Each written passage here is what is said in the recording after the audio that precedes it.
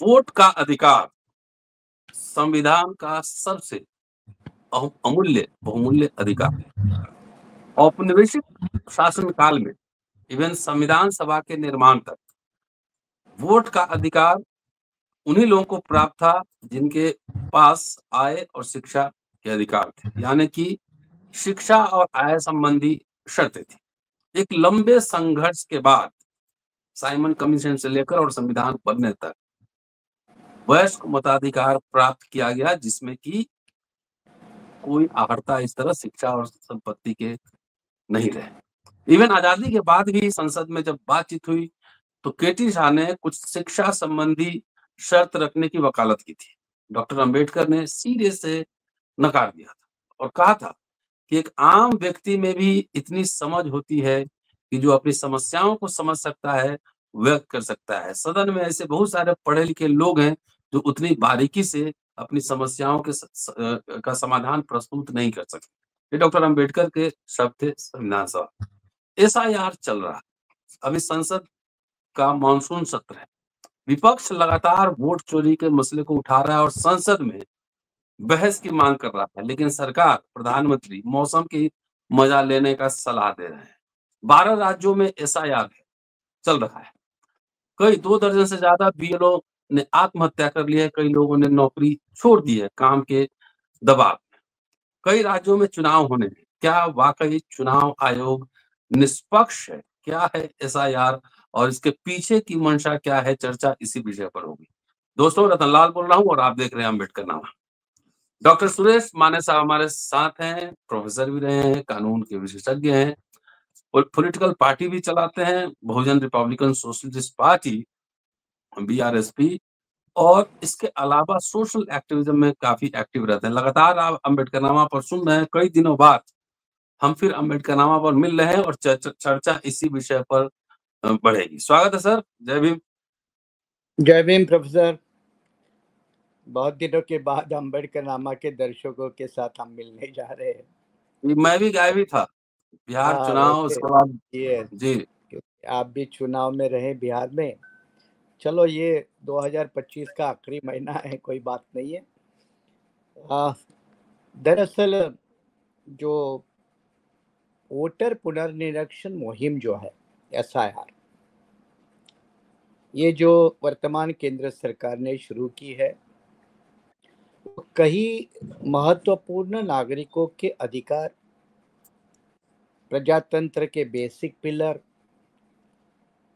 चुनाव आयोग के अधिकार, इन तीनों से संबंधित है। और अगर इसको एक मैं अहम पहलू जोड़ दूं तो भारत के लोकतंत्र का भवितव्य क्या रहेगा, इस विषय से भी यह विषय संबंधित है। पहली बात तो एसआईआर बिहार चुनाव से पहले भी शुरू हुई। उसके दरमियान कई आरोप प्रत्यारोप दोनों तरफ से हुए। यहाँ तक बिहार में इवन चुनाव बाइकआउट करने की भी बात हुई थी। हालांकि चुनाव हो गए और अब आने वाले आसाम है, बिहार है, बंगाल है, बाद में उत्तर प्रदेश है, गुजरात है, इन राज्यों में चुनाव होने वाले हैं। असल में ये एसआईआर की जरूरत सबसे पहले कारण क्यों हुई, तो उसका कारण है आसाम स्टेट। आसाम स्टेट में एसआईआर लागू करने के पीछे एक नीति थी। नीति वो ये थी कि भाई बॉर्डर स्टेट में जो घुसपैठिया है, बाहर से आए हुए लोग हैं, क्या उनका रेशो इतना हुआ है। और आसाम में हम स्टूडेंट आंदोलन को जानते हैं, बाद में एग्रीमेंट हुई उसको जानते हैं, और ये आम सहमति बड़ी मामला सुप्रीम कोर्ट तक पहुंच गया था और वोटर एक विश्लेषण परीक्षण करने का इजाज़त आसाम के लिए दिया था। लेकिन अब केंद्र सरकार की नीति यह है कि जहां अपोजिट की सरकारें हैं वहां एसआईआर लागू होगा। हालांकि देखो, तमिलनाडु और बंगाल बड़े स्टेट है, लोकतंत्र में बड़े मायने रखते हैं, इंडिया के पावर बैलेंसिंग इम्बैलेंसिंग करने में बड़े महत्व रखते हैं। लेकिन आसाम में जो एसआईआर होनी चाहिए उसके बारे में केंद्र सरकार सीरियस नहीं। और जो 12 स्टेट का जो एसआईआर का अभी डिक्लेरेशन किया उसमें निशाने पर है सीधे सीधे बंगाल और तमिलनाडु, जो विपक्ष के दल है। सबसे पहले बात ये कह दे कि क्या एसआईआर अनकॉन्स्टिट्यूशनल है, इलीगल है? तो बिल्कुल नहीं है। एसआईआर लीगल है, एसआईआर कानूनी है। वोटर परीक्षण कोई गलत तरीका नहीं है। 1951 से लेकर 2002 तक कई बार वोटर सर्वेक्षण देश में हुए हैं और कोई विवाद भी पैदा नहीं हुआ।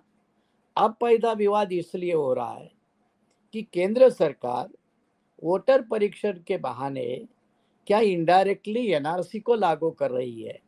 और ये अहम मुद्दा देश भर वाद विवाद का बन चुका है।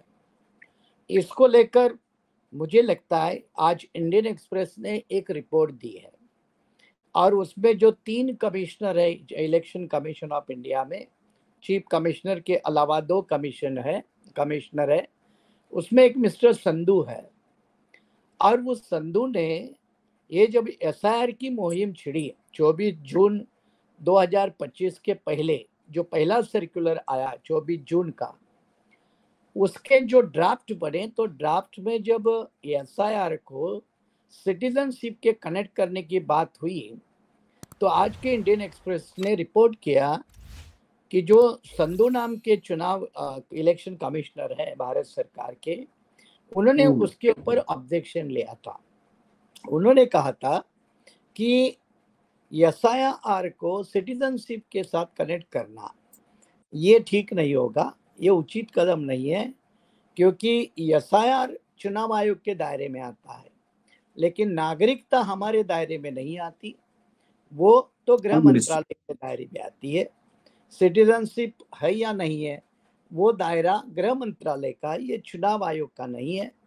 और इसलिए संधू जी ने उसका ऑब्जेक्शन उठाया था, जो आज इंडियन एक्सप्रेस में रिपोर्ट हुआ।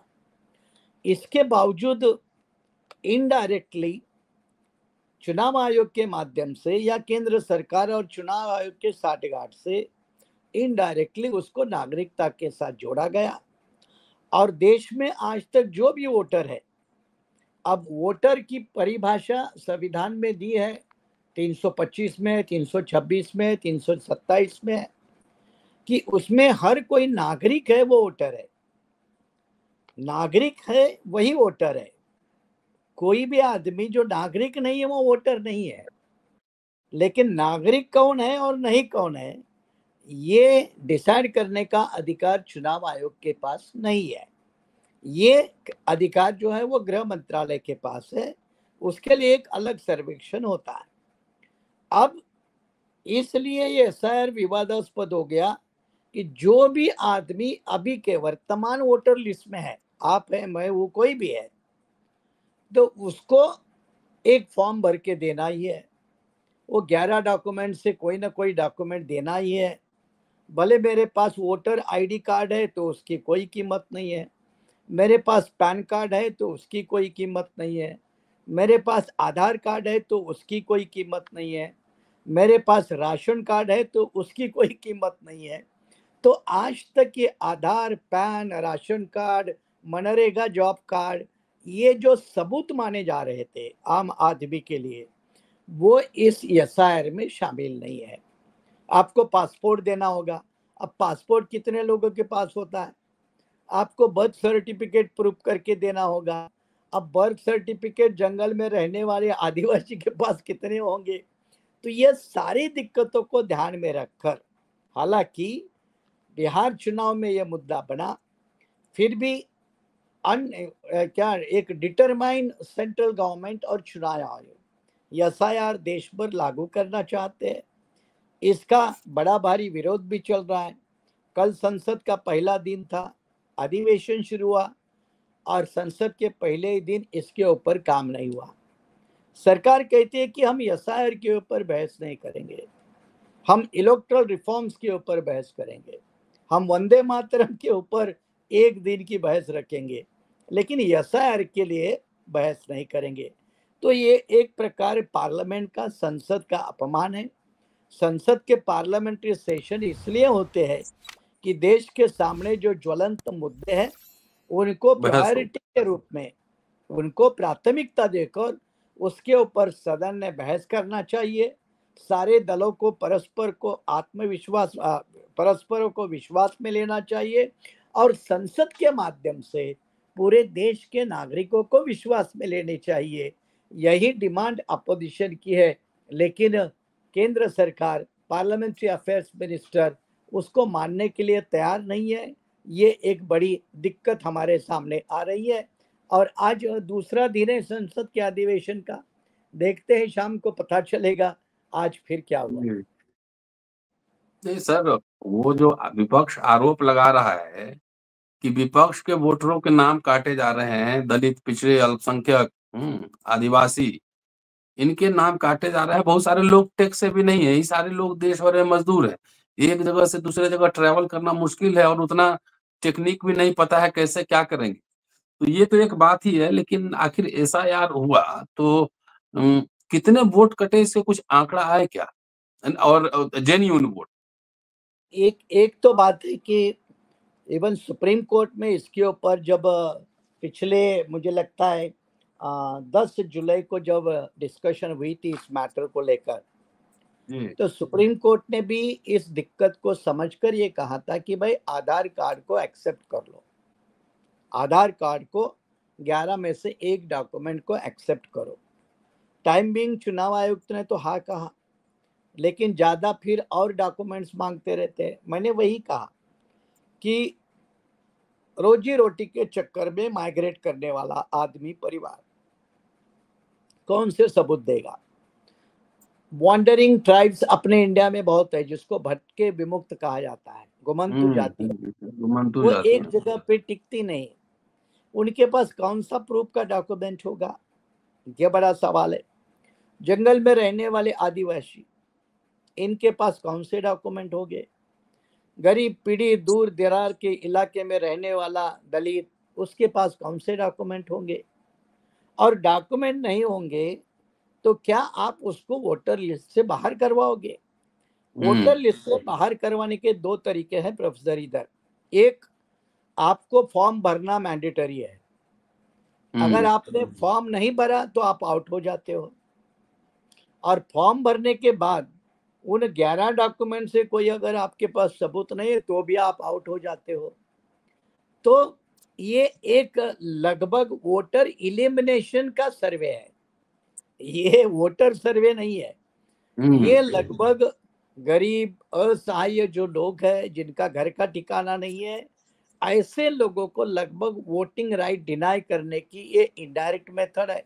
और मैं आपको याद दिला दूं, संविधान सभा में इसके ऊपर जब बहस हुई तो आपने प्रोफेसर केटी शाह का दाखला तो दिया, लेकिन बीजेपी या संघ परिवार की शुरू से ही वोटिंग राइट को लेकर सबको वोट का अधिकार देना चाहिए या नहीं देना चाहिए, इसकी उनकी अपनी राय है। क्योंकि वो नहीं चाहते कि जो दबा कुचला शोषित समाज है, निचला तबका है, सोशो इकोनॉमिकली कल्चरली ऑप्रेस लोग हैं, वो पावर पॉलिटिक्स में हिस्सा ले, शासन प्रशासन में भागीदारी ले लें। ये कभी संघ परिवार बीजेपी चाहता भी नहीं था। उसके रिफ्लेक्शन हमने कई बार देखे हैं, चाहे गोलवलकर की राइटिंग हो या संघ परिवार के मॉडल के किताबों में, हमने इसको बार बार देखा है। तो क्या वही संघ परिवार बीजेपी की जो डिजाइन है कि इनडायरेक्टली संविधान के लेवल पर तो हम सबको राइट टू वोट देंगे, लेकिन प्रैक्टिकल लेवल पर राइट टू वोट इतना मुश्किल कर देंगे कि बहुत से कम लोगों को राइट टू वोट अधिकार प्राप्त होगा, और ये बड़े प्रिविलेज लोगों के लिए प्राप्त होगा, मिडिल क्लास के ऊपर वाले लोगों को प्राप्त होगा, और एक बड़ा भारी तबका अपने कॉन्स्टिट्यूशनल वोटिंग राइट से, वोट अधिकार से वो वंचित रखने का तो कहीं प्लान नहीं है ना। ये एसआईआर पीछे की डिजाइन नजर आती है। रही बात यहाँ एसआईआर को लेकर, जो मुद्दा है वो दूसरा नागरिकता के साथ, वोटिंग अधिकार नागरिक को है, जरूर है, नागरिक होना चाहिए। और घुसपैठिया अगर देश में है तो फिर केंद्र सरकार के ऊपर सवाल है 14 साल से बीजेपी 2014 से लगभग 13 साल हो गए। 13 साल में बीजेपी के गृह मंत्री अमित शाह, बीजेपी की केंद्र सरकार, इन्होंने घुसपैठियों को रोकने के लिए क्या किया, इसके ऊपर सदन में पार्लियामेंट के पटल के ऊपर इन्होंने व्हाइट पेपर रखना चाहिए, देश के लोगों के सामने व्हाइट पेपर लाना चाहिए कि भाई हमने बाहर से आने वाले घुसपैठियों को रोकने के लिए हमने इतना इतना काम किया है। मुझे यहाँ ये भी कहना होगा, आपने जो कहा कि यहाँ एक अलग डिजाइन चलती है और वो डिजाइन से सीधा रिश्ता कास्ट और सोशल स्टेटस से भी आता है। आज ही मैं एक आर्टिकल पढ़ रहा था, महाराष्ट्र में या छत्तीसगढ़ और ये तेलंगाना में ये जो माओइस्ट है वो सरेंडर होने का बड़ा एक प्लान चल रहा है, अमित शाह ने डेडलाइन दी है, लेकिन उसमें भी एक सोशल स्टेटस और कास्ट पॉलिटिक्स का एंगल है जो आज मैंने पढ़ा। वो एंगल ऐसा है कि हिडमा एक एक्टिव एक ड्रैकोनियन माओइस्ट था, उसके ऊपर सरकार का इल्जाम था वगैरह वगैरह, वो सब कुछ ठीक है, लेकिन हुआ क्या, तो जो अपर कास्ट से जो माओइस्ट जो नक्सलाइट है उनको सरेंडर करने का मौका मिलता है, और जो लोअर कास्ट से है, दलित से, आदिवासी है, उनको बिल्कुल मुठभेड़ में मारा जाता है। तो कास्ट और ये सोशल स्टेटस, एक तरफ नक्सलिज्म का इलाका ले लो सरकार की उनको मरवाने की नीति को लेकर, और दूसरा वोटिंग राइट को लेकर, तो ये केंद्र सरकार के डिजाइन के मुताबिक चुनाव आयोग जो इस वक्त बिल्कुल अपनी निष्पक्षता खो बैठा है, उसके ऊपर देश के ज्यादातर लोगों का विश्वास अब नहीं रहा। वो चुनाव आयोग इस तरह की एसआईआर, और वो भी इम्प्लीमेंट कब कर रहा है, कल चुनाव है और आज एसआईआर कर लो, ये कौन सा तरीका है। एसआईआर नॉर्मल में पीरियड में किया जाता है, जब चुनाव भाई 1 साल 1.5 साल 2 साल आगे है तो आपको एसआईआर करना चाहिए। तो इसका प्रेशर भी चुनाव मशीनरी के ऊपर नहीं आएगा, कोई बेचारा बीएलओ आत्महत्या नहीं करेगा, कोई बेचारे चुनाव अधिकारी परेशान नहीं होंगे, शायद उनके भी घर के लोग बहुत परेशान होंगे। तो ये तरीका कौन सा है। तो मुझे यहाँ साफ कह दे में कोई दिक्कत नहीं है कि बीजेपी सरकार और चुनाव आयोग एक इल डिजाइन के तहत एक बहुत बड़े खराब, ये संघ परिवार खराब मॉडल के तहत इस एसआईआर के एजेंडे को परस्यू कर रहे हैं, और ये परस्यू करके कई राज्यों में अपने विरोधियों को भी हतबल करना, और जो तबका अपोजिशन के साथ खड़ा रह रहा है उसको भी वोटिंग राइट को डिनाई करना, ये 2 तरह के हथियार एसआईआर के माध्यम से चुनाव आयोग इस देश में लागू कर रहा है, जिसकी कई लीगल पहलू सुप्रीम कोर्ट में बार बार होते हैं, कई राज्यों के हाई कोर्ट में भी होते हैं, लेकिन सुप्रीम कोर्ट में भी इसका मामला जब पहुंचा तो इसके ऊपर ज़्यादा कुछ डिटेल सुप्रीम कोर्ट की तरफ से कोई ठोस कदम नहीं आए, ये भी हमारे सामने है। आरएसएस ने संविधान सभा में जब संविधान सौंपा गया था, 4 दिन बाद ही आरएसएस ने ऑर्गेनाइजर में लेख लिखा था और एडल्ट फ्रेंचाइजी के खिलाफ लेख लिखा था। तो ये मतलब अगर डेमोक्रेसी हाईजैक्ड है मान लीजिए, तो देश की जनता और ओपोजिशन के सामने क्या विकल्प। जो आपने जिक्र किया, संविधान स्वीकृत होने के बाद आरएसएस ने जो सबको वोट का अधिकार है इसको कंडेम किया, राष्ट्रीय नेशनल फ्लैग इसको कंडेम किया, पार्लियामेंट्री सेटअप को कंडेम किया, और ये सब देने वाले संविधान, ये संविधान को भी कंडेम किया। संघ परिवार की वो नीति जग जाहिर है, उसके कई दस्तावेज, डॉक्यूमेंट्स, किताबें मौजूद है पब्लिक डोमेन में, इसका और कोई सबूत देने की जरूरत है ऐसा मैं नहीं मानता हूँ। वो जो फिर वही बात है कि वही सवाल वही खड़ा होता है फिर आकर कि एसआईआर के पीछे मंशा क्या है, एसआईआर के पीछे डिजाइन क्या है, एसआईआर का मकसद क्या है। वोटर परीक्षण करना है तो जरूर करिए, वो तो 1950-51 से देश में लगातार होते आ रहे हैं। 2002 में लास्ट वोटर परीक्षण हुआ है, कोई विवाद नहीं हुआ। अब आपको एसआईआर के साथ नागरिकता को जोड़ना और उसके लिए एक नैरेटिव बिल्डअप करना कि बाहरी देश से घुसपैठिया हमारे देश में आए, गलत तरीके से वोटर बने, उनको हमें खदेड़ना है, तो फिर केंद्र सरकार के ऊपर भी सवाल है कि पिछले 2014 से ये केंद्र सरकार कर कितने क्या घुसपैठिए? मोदी और अमित शाह की जोड़ी सरकार चला रही है कि खाली विदेश में घूम रहे हैं, या एसआईआर के माध्यम से अपने प्लान को एक मुकम्मल देने की कोशिश कर रहे हैं। इन तमाम सवालों के ऊपर बहस होने की जरूरत है। पार्लियामेंट ये बेहतरीन उसका फ्लोर है, एक जगह है, पटल है, लेकिन पार्लियामेंट में केंद्र सरकार चाहेगी कि इसके ऊपर उतने ज़्यादा डिटेल बहस ना हो। सरकार चाहेगी कि वंदे मातरम के ऊपर 150 साल हो गए तो और 1.5 दिन या फिर और कई दिन इसके ऊपर बहस हो।